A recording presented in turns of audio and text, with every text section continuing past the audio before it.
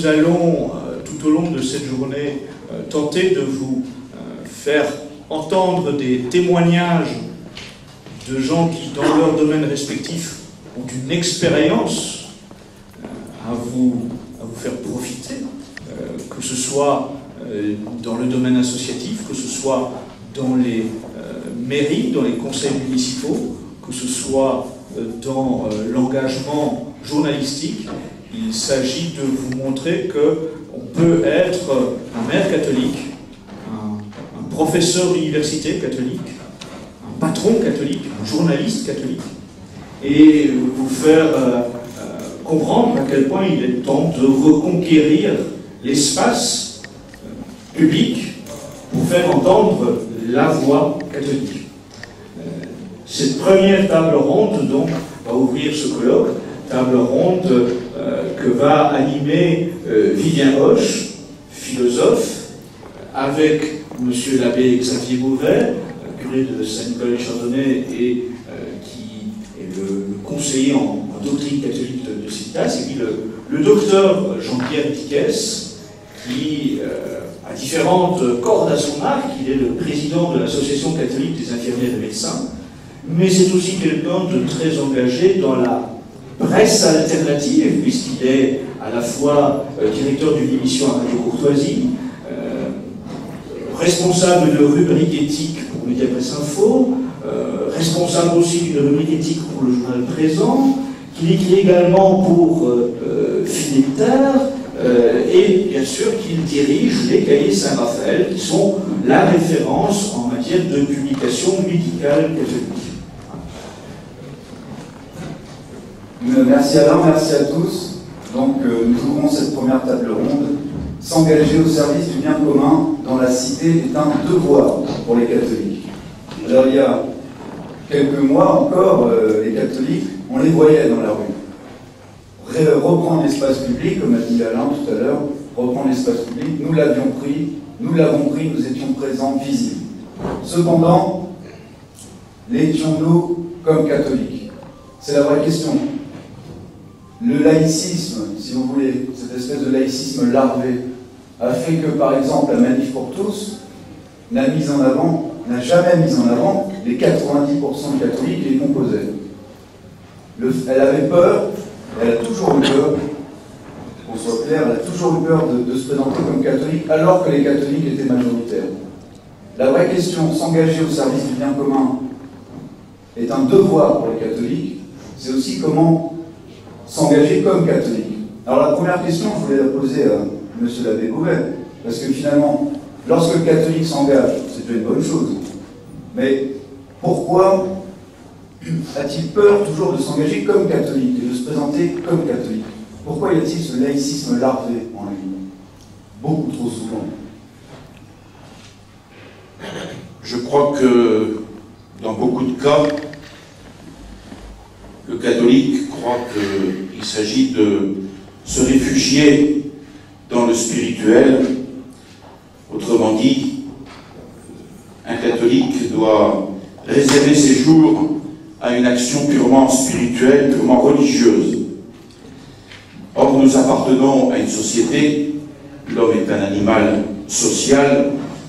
Il y a donc une nécessité d'étudier la science politique pour prendre position à l'égard des problèmes qui se posent aujourd'hui dans les domaines de la société à laquelle nous appartenons.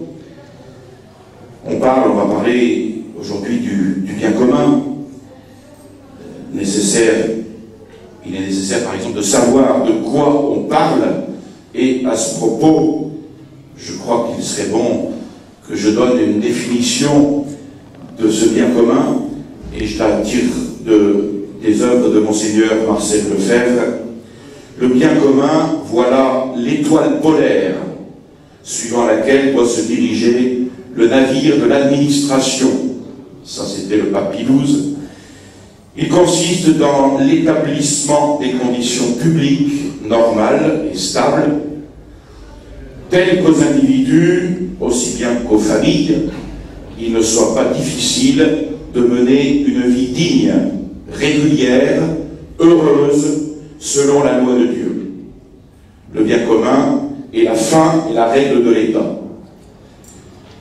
promouvoir tout ce qui peut favoriser ces conditions, protéger contre tout ce qui peut les amoindrir, sans tomber dans l'excès d'un étatisme étouffant, ni d'un absentéisme générateur d'anarchie. Telle est la tâche délicate de ceux qui détiennent l'autorité civile. Donc il y a une nécessité d'étudier cette science politique et une nécessité de travailler ainsi très particulièrement au règne social de notre Seigneur. Il y a donc ici un malentendu. Il ne s'agit pas de discuter l'importance de la primauté de l'action religieuse et spirituelle. On ne peut même pas concevoir que des catholiques puissent un instant songer à s'unir pour une action commune sans mettre au premier rang de leurs moyens d'action les moyens proprement spirituels dont la puissance est illimitée. Ce serait demander à la nature ce qu'elle est incapable de produire elle-même sans la grâce. Donc on ne discute pas cela, mais il faut affirmer que les catholiques ne doivent rien négliger, ne doivent négliger aucun autre moyen de remplir leur mission terrestre. Et on peut se poser deux questions. Est-ce que dans l'absolu, la primauté du spirituel doit signifier l'exclusivité du spirituel? Et est-ce que dans le domaine de l'action, l'activité spirituelle peut effectivement se concrétiser sans le secours d'aucune activité matérielle, ni des données de la raison pratique? Eh bien, la réponse est claire. À la première question, primauté signifie subordination, mais non pas exclusion des autres puissances et des autres moyens. Et puis à la deuxième question, l'intégration, l'incarnation des vérités religieuses et des forces spirituelles dans les réalités humaines, terrestres, politiques, suppose la connaissance et le respect de ces réalités et de leurs lois providentielles. Alors, il y a une tentation favorable à la loi du moindre effort en politique, celle de dire « nous semons et le sort de la moisson appartient à Dieu seul ». C'est vrai, mais c'est une manière simpliste d'interpréter la parabole du semeur. Je l'avais déjà, je crois, expliqué lors du précédent congrès, cette parole n'enseigne pas à se décharger sur Dieu du meilleur rendement de la semence, mais elle fait observer que celle-ci porte 100 pour 1 ou se perd, stérile, selon qu'elle tombe ou non dans une terre convenablement préparée. Alors c'est la preuve qu'il ne suffit pas d'un effort initial et à court terme pour garantir le bienfait de la moisson. Il y faut la vertu d'une culture, autant dire d'un effort, d'une action convaincue. Et j'en termine là, sous prétexte que Dieu peut triompher avec rien, c'est en ne faisant rien nous-mêmes, en tant que catholiques, rien de convenable, rien de suffisant, qu'au nom du surnaturel curieusement interprété, on attend souvent une victoire dont on peut dire cette fois que Dieu ne l'accordera jamais tant que nous l'attendrons ainsi. Alors, il y a dans cette évasion surnaturelle, apparemment édifiante, une façon qu'on pourrait dire inadmissible de se comporter vis-à-vis du bien commun, et finalement, une façon peu charitable d'agir. Mais merci, monsieur l'abbé. Il est vrai, alors souvent on nous dit merci pour montrer aussi qu'il y a peut-être une certaine lâcheté à se renfermer sur soi-même et ne pas aller au combat. Mais il y a aussi un danger à aller au combat. Oui, alors, ça marche, oui. Est-ce que le micro marche? Oui. Le moyen? Oui, d'accord. Bon, alors, je suis tout à fait d'accord avec ce que dit M. l'abbé Beauvais. Moi, j'ai vu ça après la guerre d'Algérie. Les gens dire « Ah, ben, il ne reste plus qu'à prier. » Voilà, bon, c'est ça. Après la loi Veil, bon, il ne reste plus qu'à prier. Bon. Alors, effectivement, si on reste à prier, le ciel nous aidera peut-être, mais dans la mesure où on bouge un petit peu pour faire la volonté de Dieu.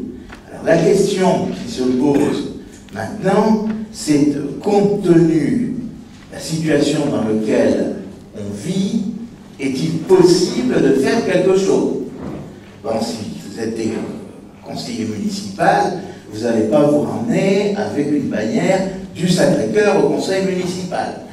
Pourtant, bon, on va dire, ah ben il met son drapeau dans sa poche. Ben non, parce qu'un conseil municipal, c'est pas fait pour ramener un drapeau du Sacré-Cœur. Bon, alors, ou pas un drapeau, mais une bannière. Bon. Alors, par contre, je pense que, d'abord, ça c'est une nécessité absolue, et c'est un très gros problème, c'est que il faut que les jeunes s'engagent, et ça, je remercie ceux qui sont là, mais en pratique, on s'aperçoit d'une chose, c'est qu'il y a une rupture véritablement de génération entre la mienne et puis celle des jeunes actuellement, qui fait que beaucoup de jeunes, oh ben oui, on est un peu absent du passé et peu inquiet sur l'avenir. C'est un peu comme ça que les jeunes raisonnent. Et donc, effectivement, les parents ont un devoir de pousser leurs enfants à s'engager dans toutes les actions où il est possible d'évoluer. Je ne sais pas si vous êtes d'accord avec moi. Et ça, c'est une responsabilité grave parce que ça tient aussi de la volonté des parents et aussi d'abdication des parents sur ce sujet. C'est l'enfant roi, bon ben oui, oh ben on ne va pas l'obliger à faire ceci, on ne va pas l'obliger à faire cela. Vous voyez, au scout, prendre des responsabilités, etc. Ça, les parents sont gravement responsables s'ils ne s'engagent pas et s'ils ne poussent pas leurs enfants dans cette direction-là. J'ai encore un peu de temps. Quand on dit que c'est un devoir, justement, c'est l'option de table ronde, un devoir, c'est-à-dire que ce n'est pas une option. Et si c'est un devoir, si on ne le fait pas, on ne remplit pas ses devoirs. Ah, tout à fait. C'est ça qu'il faut comprendre. Nous sommes quasiment coupables tout à fait. de ne pas s'engager. Je citerai Isabelle Gould pour faire plaisir à mon voisin, à une conférence, où elle avait expliqué, elle avait dit, vous les femmes voilées, regardez, vous allez arriver devant le père complètement voilé, et puis vous les barbus, vous allez arriver avec une barbe de 5 mètres de long, et vous allez arriver fièrement en disant, j'ai une barbe de 5 mètres de long, mais pendant ce temps-là, vous aurez laissé vos enfants se faire pervertir par la théorie du genre. Bon, alors je crois qu'elle avait tout à fait raison, ça met les parents devant leurs responsabilités directes et de manière tragique, tant pour l'âme des parents que pour l'âme des enfants. Oui, aussi, la famille se prolonge aussi dans le combat, et on retrouvait d'ailleurs dans les manifestations, on retrouvait des familles, en famille. Voilà. Alors, non, on va peut-être passer à Alain, parce que j'avais une question pour lui. Ma vraie question derrière ça, c'était aussi de savoir comment s'engager comme catholique. Alors, je me rappelle de Civitas et ses prières devant le Sénat. C'était pour moi les actions les plus utiles. Je voyais les sénateurs se morfondre, baver par terre, et vous voyez des grandes croix dehors, etc. Je trouve ça formidable. Enfin, à mon avis, ça a été le plus utile. Et même au plan naturel, si vous voulez. Au plan surnaturel, évidemment, mais au plan naturel aussi. Ils ont été horrifiés. Alors, Alain, c'était ma question. S'engager au service du bien commun, est-ce qu'on le fait en catholique ou de fait, avec des croix, on peut faire des prières publiques, etc. Le problème, c'est qu'on nous dit souvent, dans les milieux plus ou moins laïcs, c'est là aussi ce laïcisme larvé, c'est qu'on nous dit souvent, oui, mais c'est contre-productif. Qu'en pensez-vous? Alors, je pense qu'il n'y a pas de voie toute faite. Il y a simplement un impératif pour le catholique, c'est d'agir en catholique. D'afficher dans son engagement sa dimension catholique. Ne pas s'engager dans le débat de société comme s'il était un lambda qui pourrait tout à la fois être athée, bouddhiste ou catholique. Non, il y a une spécificité de l'engagement catholique. Et le catholique a le devoir d'agir en tant que catholique dans tous les domaines de l'existence, du reste. Bien sûr, dans la vie politique, mais je dirais que si l'on veut véritablement espérer le retour d'une France catholique, ça veut dire que dans tous les domaines de son quotidien, il faut que le catholique rayonne en tant que catholique. dans son engagement professionnel, dans sa vie familiale, dans sa relation avec ceux qui l'entourent, le catholique doit en permanence rayonner de telle façon qu'il a valeur d'exemple en tant que catholique auprès de ceux qui l'entourent. Je pense aussi, je voudrais rebondir sur ce que disait tout à l'heure l'autorité, la jeunesse. Je pense qu'il y a eu un énorme engagement de la jeunesse inattendu, en réalité. C'est vrai que probablement que les 10 dernières années ont laissé penser à beaucoup que les jeunes ne s'intéressaient plus à la vie politique et aux grands enjeux de société, et néanmoins, qui aurait pu justement penser que d'abord, devant les théâtres qui ont programmé des spectacles blasphématoires, autant de jeunes se présenteraient avec force et vigueur et persévérance, même devant les menaces des gardes à vue et des arrestations répétées, qui ensuite auraient pu penser qu'autant de jeunes descendraient dans la rue, que ce soit avec la Manif pour tous ou que ce soit avec Civitas pour dénoncer la dénaturation du mariage. Donc il y a une véritable, je pense, prise de conscience d'une grande partie de la jeune génération d'aujourd'hui. Encore faut-il que cet engagement, ou cette volonté d'engagement de la jeune génération se traduise par quelque chose de construit dans l'avenir. Et ça veut dire pas simplement la bonne conscience d'avoir manifesté de façon répétée, parce que ça, ce n'est pas construire une alternative, c'est témoigner publiquement de son engagement, mais ce témoignage public ne suffit pas, il doit ensuite être suivi d'un véritable engagement enraciné et de prise de responsabilité dans la société. Et entre autres, c'est pour ça que nous avons beaucoup insisté sur l'engagement à l'échelon municipal, parce que ça peut être une bonne opportunité de s'engager. Pour revenir maintenant à la laïcité et à la façon pour les catholiques d'avoir manifesté leur catholicité dans les manifestations, y compris par le chemin de croix, le chapelet en rue, etc., je ne prétendrai pas que c'est la seule formule qui mérite attention. Simplement, je retiens que c'est en tout cas celle qui a provoqué de façon quasiment épidermique la réaction à l'Assemblée nationale et au Sénat de certains élus de la nation, horrifiés par le fait que les catholiques en rue récitaient le chapelet ou organisaient un chemin de croix autour du Sénat. Cette réaction épidermique traduit probablement le fait qu'on les a touchés au vif, que la France fille aînée de l'Église est pour eux un reliquat du passé qui ne peut plus retrouver vie, et que le fait que nous la ressuscitions de la sorte a provoqué chez eux une hantise horrifiée. Et donc, c'est aussi la mission de Civitas, justement, de revenir et de revenir encore avec les drapeaux de la chrétienté pour rappeler que celle-ci n'a pas vocation à s'effacer devant la laïcité républicaine. Maintenant, il y a d'autres formules de manifestation qui, sans être ni des processions, ni des croix, ni des récitations du chapelet, ont valeur d'être pour aussi marteler des slogans, témoigner de la volonté manifeste de la population de ne pas céder au totalitarisme ambiant de la part du monde parlementaire. Et tout ça, me semble-t-il, est complémentaire. Mais ce qui doit être le fil conducteur, c'est que lorsqu'il y a des manifestations de rue, me semble-t-il, dans tous les cas, les catholiques doivent oser affirmer qu'ils sont catholiques et qu'ils viennent en tant que catholiques.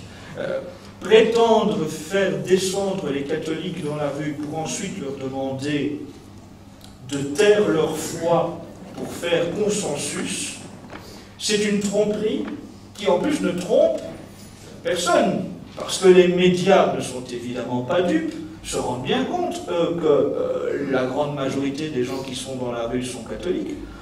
Les parlementaires en sont tout aussi conscients et convaincus. Et par ailleurs, le fait d'avoir tu la catholicité majoritaire d'un grand nombre de participants aux manifestations n'a pas pour autant permis les fois suivantes d'attirer plus de manifestants extérieurs à la catholicité. On n'a pas vu pour autant des athées, des bouddhistes, des musulmans, des juifs, des protestants, des orthodoxes descendre en masse parce que les catholiques avaient remisé leur drapeau en poche. Donc c'est bien la preuve que tout ça ne tient pas. Et par ailleurs, enfin, ma conclusion sur cette question, c'est qu'en tant que catholiques, nous sommes persuadés que la victoire, nous ne pourrons l'obtenir que des mains de Dieu. Que si nous triomphons, ce n'est pas par notre simple geste naturel dans la société, mais c'est parce que Dieu nous aura donné les grâces de transformer notre engagement en victoire. Et raison donc pour laquelle vraiment les catholiques ne peuvent en aucune façon se satisfaire d'un engagement consensuel et qui abandonne la spécificité catholique.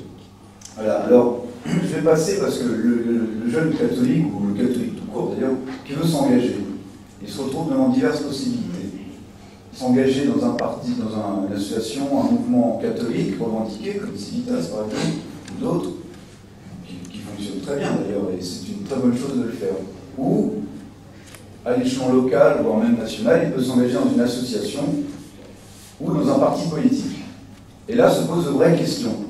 Pour moi, qui est tenté parfois, non pas faire de l'entrisme, mais d'aller voir dans de grands partis politiques que tout le monde connaît bien, la tâche n'est vraiment pas aisée du tout. C'est-à-dire que, pour eux, le bien commun, et ça contrevient à la définition qu'a donnée M. Lavey-Beauvais, le bien commun, c'est cette espèce de sphère républicaine où tout est mêlé, où chacun ne peut venir, c'est une laïcité forte, hein. C'est-à-dire chacun ne peut venir revendiquer ses droits, sauf certains droits, évidemment. Alors la vraie question que je voulais poser, et y compris d'ailleurs, bien sûr, de Jean-Pierre Dickès. Oui, alors je vais répondre en deux volets.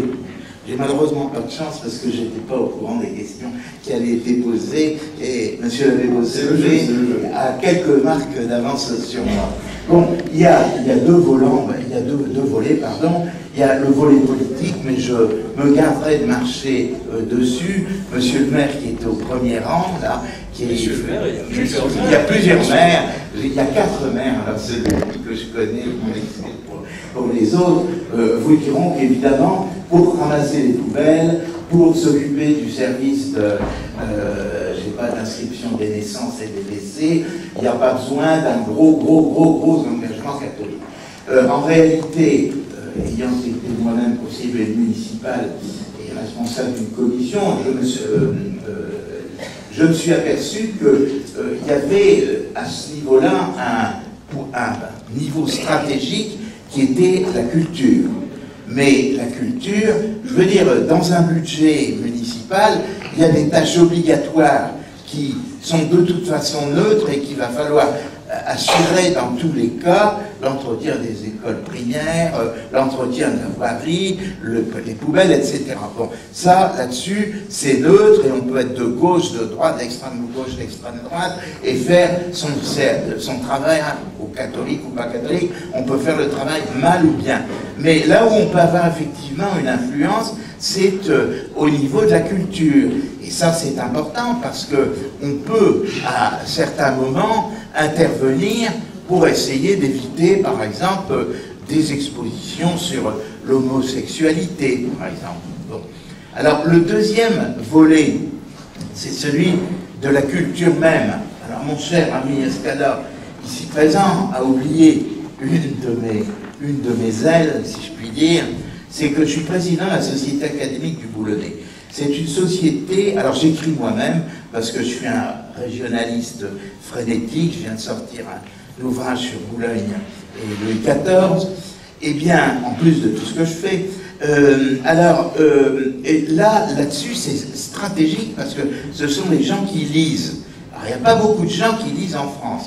Je veux dire une chose, c'est qu'il y a un tiers de la population qui ne lit qu'un livre par an et la moitié qui en lit 0. Donc, mais n'empêche que ce sont ces gens-là qui vont un peu compter dans l'opinion publique. Alors, dans le cadre de cette société académique, eh ben, nous publions des choses tout à fait religieuses au nom de l'histoire et sans aucun problème vis-à-vis de mes collègues de la société qui sont croyants ou qui ne sont pas croyants. Bon, c'est des choses, Notre-Dame de Boulogne, le peuple des couvents avant la Révolution française. On a publié les chants religieux qui sont liés au culte de Notre-Dame de Boulogne. Chez nous, Soyez Reine a été créé à Boulogne lors du congrès marial de 1938. Bon, catholiques et protestants boulonnais. Bon, ce qui ne nous empêche pas d'avoir fait un livre sur Henri Cornet, qui a été le deuxième vainqueur du Tour de France, du deuxième Tour de France, et qui était un Boulonnais. Donc, on peut très bien avoir une panoplie culturelle, mais comme notre passé est riche sur le plan religieux, eh bien nous faisons notre petit apostolat comme ça, en diffusant des livres qui ont trait au passé religieux de Boulogne. Monsieur l'abbé,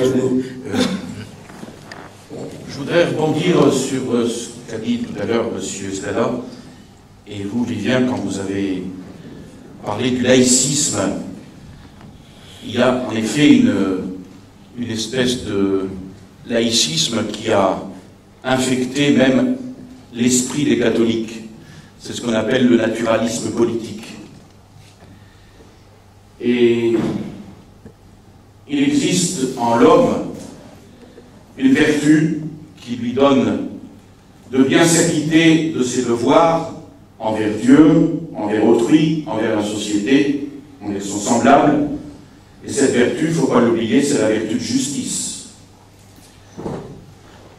Monsieur l'abbé Chotard, dans le dernier numéro qui est paru aujourd'hui, je ne fais pas de propagande, mais le dernier numéro du Chardonnay, écrivait à juste titre, puisque c'est un numéro un peu consacré à la guerre 14, lorsque certains catholiques s'échinent à montrer que l'Église s'abstient de toute considération politique, ils manifestent ainsi un sens étroit et rachitique de leur vertu de justice.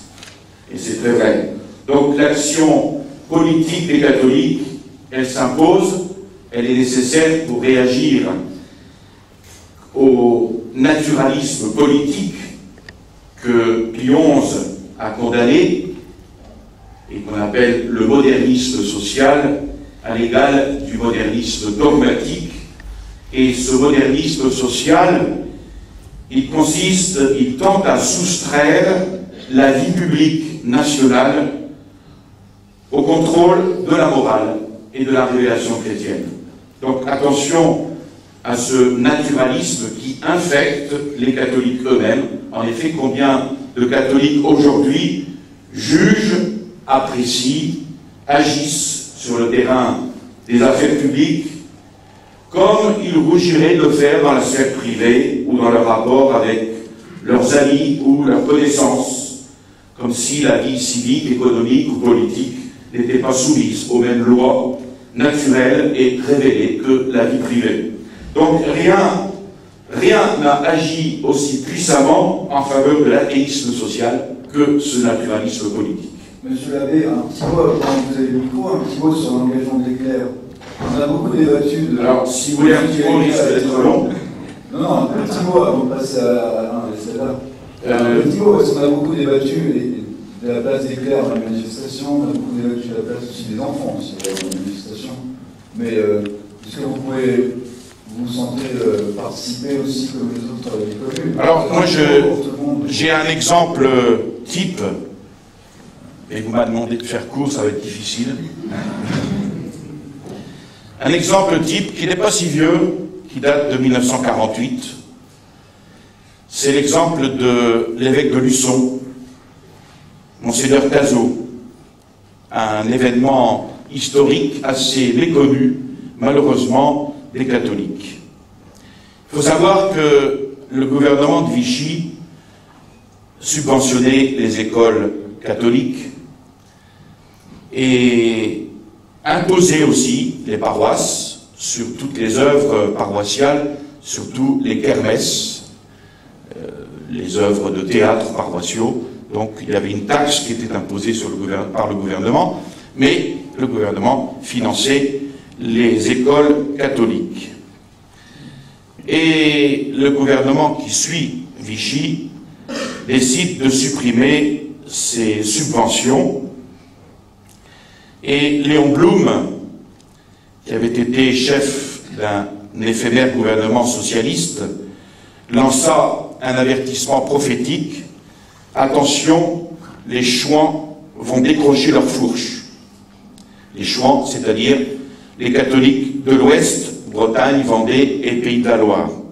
Ils avaient commencé à s'inquiéter déjà dès le printemps 45, ceci donc 6 mois avant le 2 novembre 45. C'était le climat politique qui alarmait ces populations. Et durant ces mois, où une partie du territoire était occupée encore par les Allemands, des comités de libération s'en prenaient violemment au principe même de la liberté de l'enseignement. Et le 2 février 45, l'Assemblée des cardinaux et archevêques de France, émus par cette menace, publiait cette déclaration: nous attendons de l'État qu'une solution de justice soit apportée au problème de l'école. Le 3 mai 45, un comité d'action pour la liberté scolaire, le CALS, était créé à Angers, sous la direction d'un avocat de cette ville, Maître Laguette. Ce comité se composait de parents d'élèves, d'anciens élèves, l'amicale d'anciens élèves, d'enseignants, et avait pour objet d'harmoniser, de synchroniser la défense scolaire dans 12 diocèses de l'Ouest, relevant des facultés catholiques d'Angers. Durant l'été 45, une campagne de protestation contre la suppression des subventions fut organisée à travers toute la France. Elle recueillit 4 millions de signatures, dont 1 500 000 dans l'Ouest.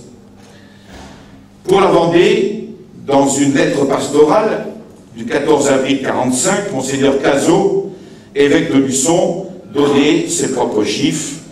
Selon les cantons, la proportion des élèves confiés à l'école libre variait de 91 à 98%. Mais il y avait déficit, chaque élève représentait un déficit pour Monseigneur Cazot, étant donné la mensualité dérisoire demandée aux parents.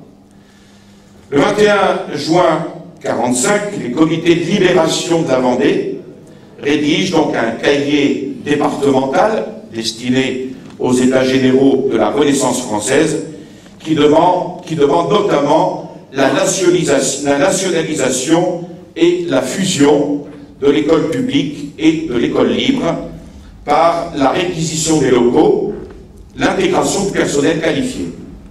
C'est-à-dire, déclarait Monseigneur Cazot, pour parler clair, la suppression de l'enseignement libre.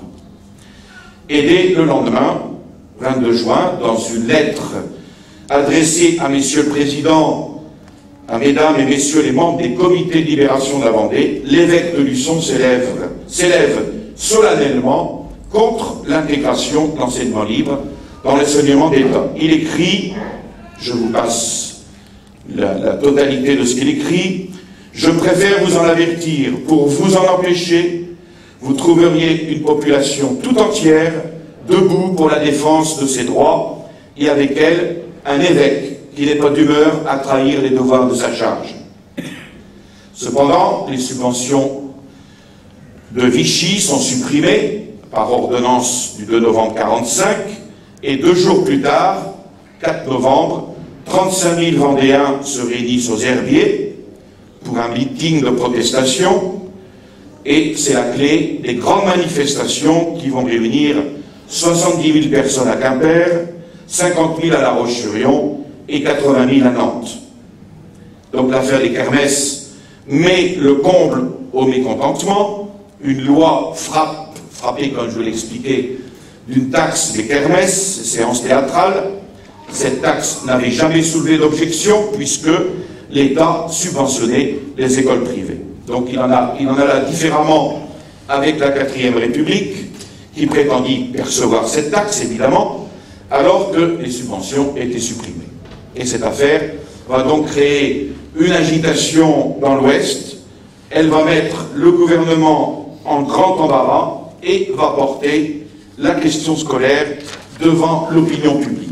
Et dans les diocèses de l'Ouest, les organisateurs des kermesses vont refuser d'acquitter la taxe. Ils vont être cités devant les tribunaux correctionnels. Il va y avoir des condamnations. Et le 1er juillet 1947, c'est Monseigneur Cazot lui-même qui vient déposer devant le tribunal de La Roche-sur-Yon, tandis que des milliers de Vendéens récitaient le chapelet sur la place Napoléon. Monseigneur Cazot précisa le sens du refus des catholiques de Vendée. Ce geste, dit-il, est-il un geste de refus définitif et obstiné? Non pas. Nous ne sommes pas des séditieux, nous ne sommes pas des haineux, nous n'avons aucun désir de nuire à la bonne marche des affaires du pays. Nous ne portons au cœur aucun sentiment d'animosité contre les maîtres qui enseignent dans les écoles publiques, contre les fonctionnaires qui nous ont traduits devant ce tribunal, contre les magistrats qui nous accueillent. Nous voulons seulement que nos écoles vivent et nous réclamons à cet effet une liberté effective car elle ne sera que la consécration d'un droit inviolable. Et ce droit est inviolable parce qu'il s'appuie sur le plus sacré des devoirs, le devoir du Père qui croit en Dieu, en Jésus-Christ, de confier ses enfants à des maîtres capables et désireux de les initier aux devoirs et aux joies de la vie chrétienne. Pour me résumer, je le dis sans passion, en toute objectivité, avec tout le respect que je dois à la justice de mon pays. L'affaire qui vient d'être évoquée devant le tribunal soulève une question qui me paraît dépasser de beaucoup la portée d'un simple procès-verbal. Le problème qui se traite ici aujourd'hui est bien un problème d'ordre hautement et profondément humain, un problème qui réclame une solution humaine. Le 5 octobre 1947, un immense meeting à Saint-Laurent-sur-Sèvre réunit des milliers de personnes de 5 départements de l'Ouest. Vos évêques ne vous abandonneront jamais, leur lance-t-il dans son allocution. Ce qui ne fut pas vrai, sauf Monseigneur Cazot. L'évêque de Luçon mentionna les encouragements venus du nord de la France. Signalant un fait notable, le gouvernement renonçait à expulser de leurs locaux les écoles libres des bassins miniers. Et il concluait, chrétiens, continuez avec tout le respect que vous devez au gouvernement de votre pays, mais aussi toute l'énergie que mérite votre cause. Et alors, le dernier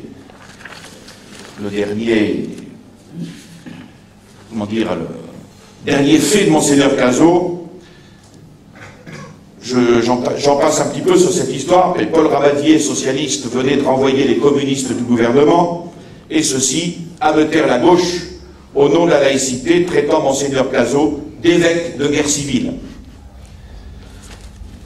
Enfin,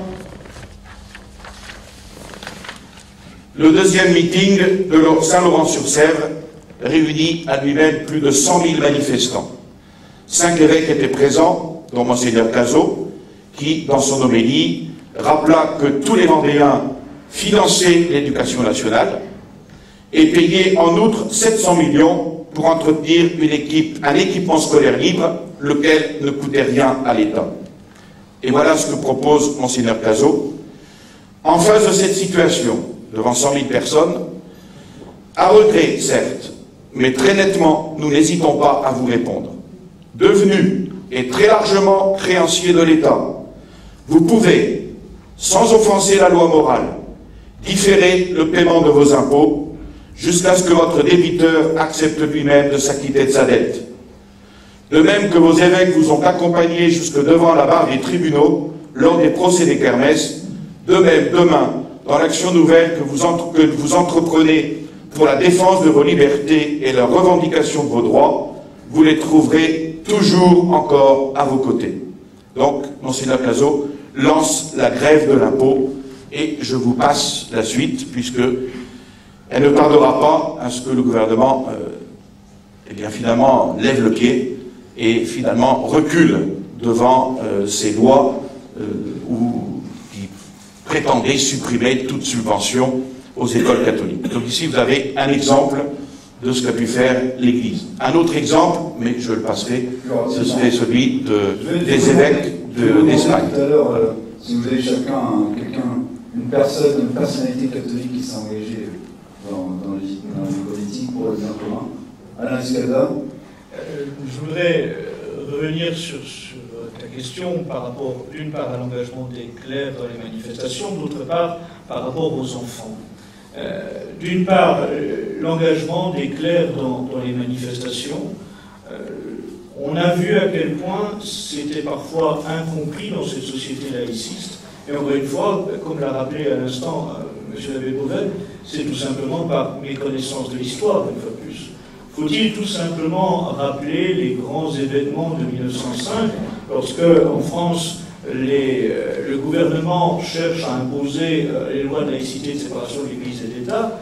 Eh bien, à ce moment-là, on a vu plusieurs années durant prêtres et évêques être au-devant des manifestations de catholiques dans la rue, alors que la République faisait face à ces manifestants avec des régiments militaires qui avaient mis la baïonnette au canon, et vous aviez des foules de catholiques qui faisaient face soit à l'armée, soit à la gendarmerie, avec ces prêtres et ces évêques au premier rang des manifestations, à quelques centimètres des baïonnettes des forces de la République. Et donc, cette démonstration, elle est évidente. Vous avez quantité d'archives qui sont disponibles, photos, gravures de cet engagement des prélats et des prêtres dans la vie publique catholique, dans les manifestations, de façon majeure. Comme de bons bergers, ils étaient à la tête de leur troupeau de fidèles pour mener la défense de la chrétienté. Quant aux enfants, on dit effectivement dans certains milieux que les défenseurs de la famille ont une tendance manifeste à descendre dans la rue avec des cohortes d'enfants. Est-ce que ce serait une sorte de bouclier humain, de façon d'émouvoir la population qui nous entoure? Non. C'est tout simplement la meilleure des ripostes à la volonté d'aujourd'hui de l'État de s'emparer de nos enfants. Quand Mme Rossignol dit que les enfants n'appartiennent pas à leurs parents, eh bien oui, nous le répliquons en emportant les enfants dans la rue, pour rappeler que les enfants n'appartiennent pas à l'État. Que les enfants, nous ne les céderons jamais à ces États totalitaires. Que ces enfants, au contraire, nous voulons, dès le plus jeune âge, leur inculquer les valeurs de la civilisation chrétienne.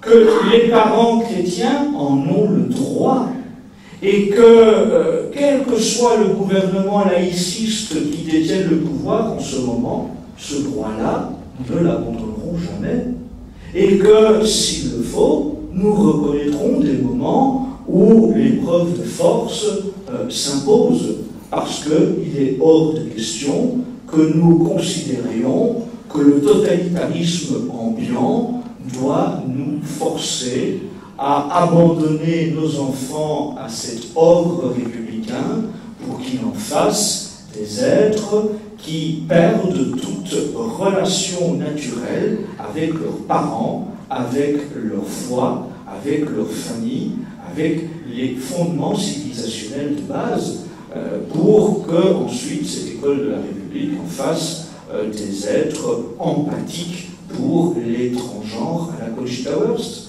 Mais non, bien sûr, ce n'est pas le modèle de société que nous sommes prêts à accepter. Et donc, oui, nous avons le droit et le devoir de nous occuper de nos enfants pour garantir leur éducation dans de bonnes conditions et pour, de ce fait-là, aussi leur transmettre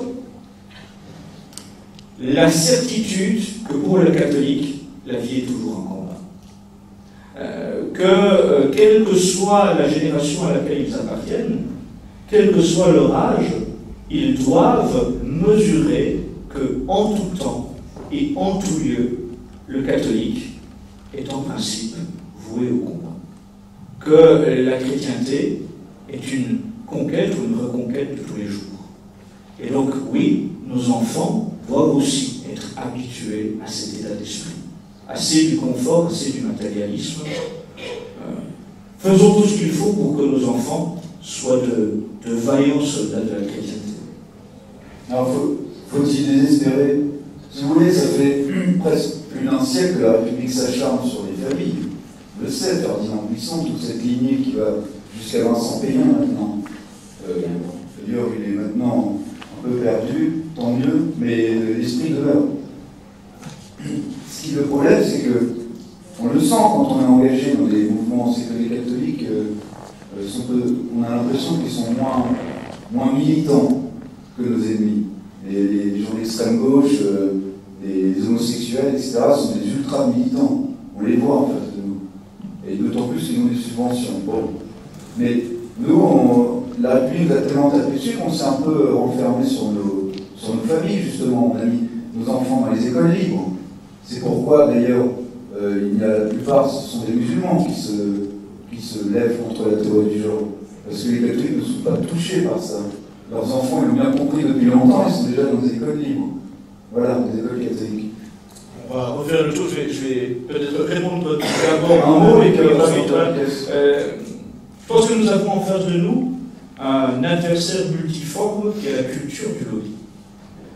Qu'il s'agisse du lobby LGBT, qu'il s'agisse du lobby laïciste, qu'il s'agisse de toutes les formes de communautarisme destructeur, eh bien, on voit qu'en face de nous, oui, nos adversaires sont organisés et ne manquent jamais une occasion d'avancer leur pion. Alors que dans la famille catholique, on est sans doute trop bien élevé. On est sans doute trop habitué à une vision que je dirais presque embourgeoisée. On a pris l'habitude de considérer qu'il fallait toujours et en toute situation rester poli, rester calme, rester citoyen civique.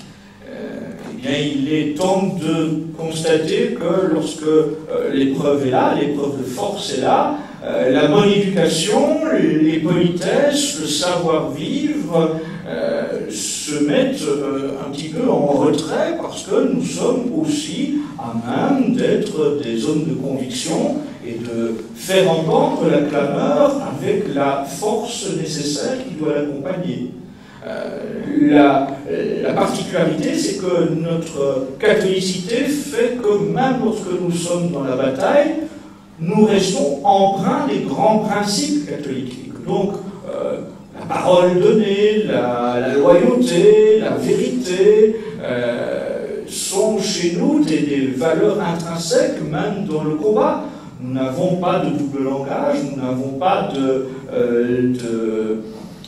langage édulcoré pour chercher à plaire au monde. C'est pour ça qu'on arrive moins bien dans les partis politiques. Mais, avec des principes. Bien sûr.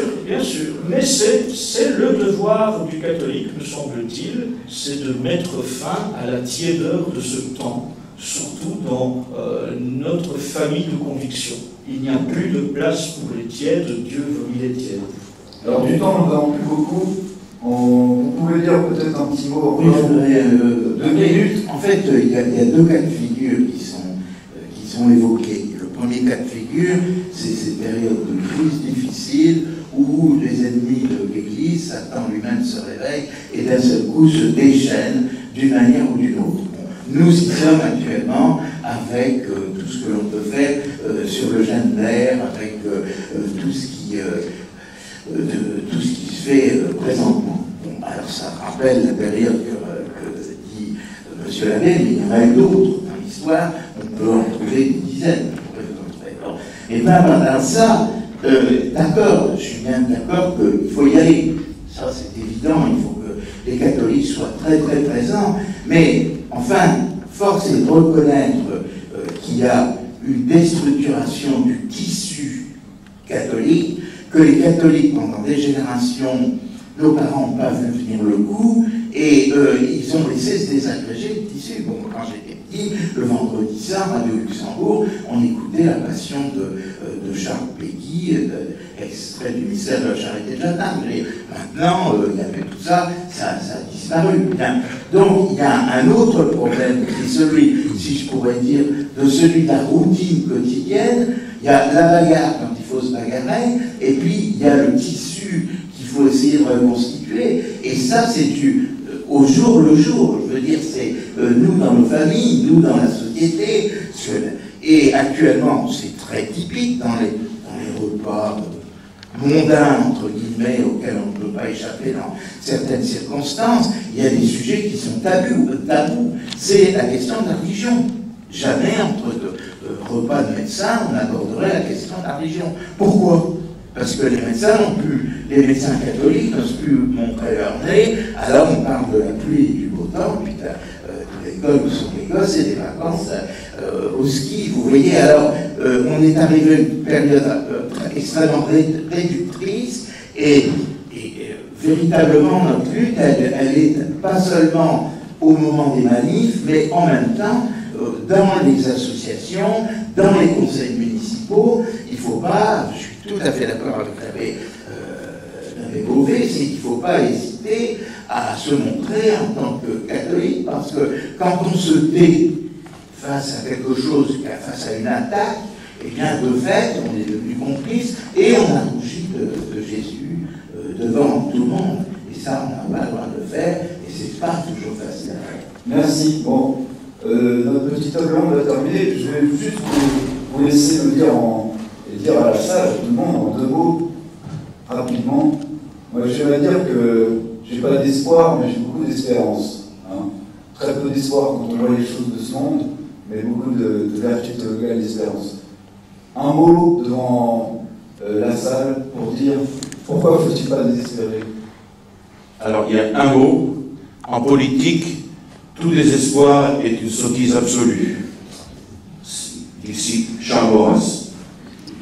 Oui, moi, je crois que le Saint-Esprit a fait une belle piqûre de fortification à un certain nombre de catholiques depuis 2 ans, et je crois que le Saint-Esprit, certainement, pourra intervenir, parce que c'est Dieu qui a tout dans ses mains, et il peut très très bien renverser la situation d'un simple souffle, d'un simple mouvement de sa main, et c'est vrai, il faut avoir confiance, mais ça ne doit pas nous dispenser certainement de bien instruire nos enfants, de les instruire dans la religion catholique, de ne pas être relativiste vis-à-vis de notre engagement dans la société.